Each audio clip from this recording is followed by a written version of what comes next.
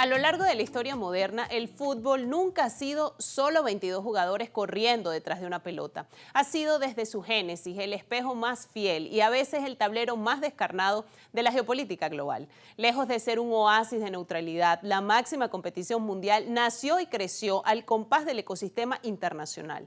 Desde los torneos de la década de 1930, utilizados como vitrinas de propaganda por regímenes fascistas, hasta los sutiles pulsos de poder de la diplomacia moderna. Cada edición de la máxima celebración del fútbol ha funcionado como una extensión de la política exterior por otros medios, donde los goles suelen pesar tanto como los tratados bilaterales.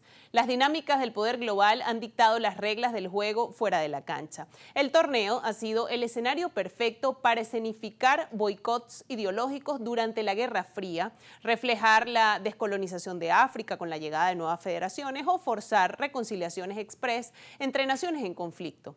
Cuando se otorga una sede o se suspende a una federación, no se está tomando una decisión estrictamente deportiva. Se validan transiciones políticas, castigando invasiones o abriendo las puertas a billonarios lavados de imagen pública mediante el llamado sport washing o el uso del deporte para mejorar la reputación de un Estado.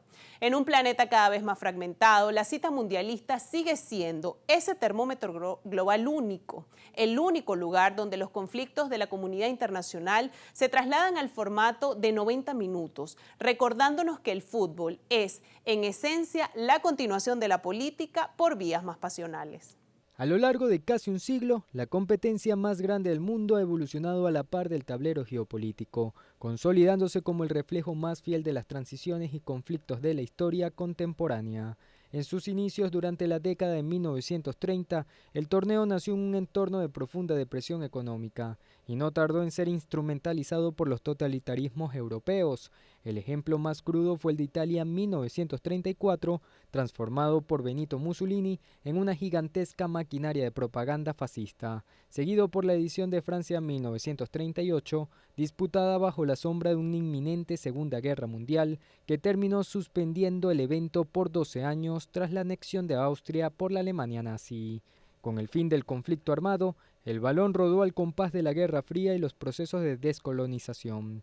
Las tensiones ideológicas se trasladaron a la cancha en hitos como el Milagro de Berna en 1954, que significó la rehabilitación moral de una Alemania occidental devastada frente a la potencia comunista de Hungría, o el histórico choque entre las dos Alemanias en 1974. Sin embargo, el uso del fútbol como escudo político alcanzó su punto más oscuro en Argentina en 1978, donde la dictadura militar de Videla utilizó el campeonato en casa para lavar su imagen internacional y maquillar las sistemáticas violaciones a los derechos humanos y desapariciones que ocurrían en escasos metros de los estadios.